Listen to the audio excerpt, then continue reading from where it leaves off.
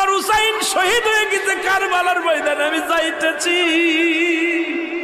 আমার হুসাইন ডাক দিছে নানাজি কইয়া, আমি রওজায় থাকতে পারি নাই রে,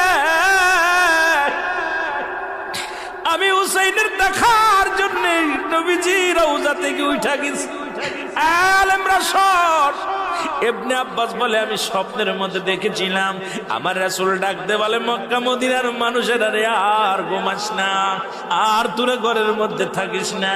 আমি নবীর রওজায় ঘুমাইতে পারি নাই, কান্না সহ্য করতে পারি নাই।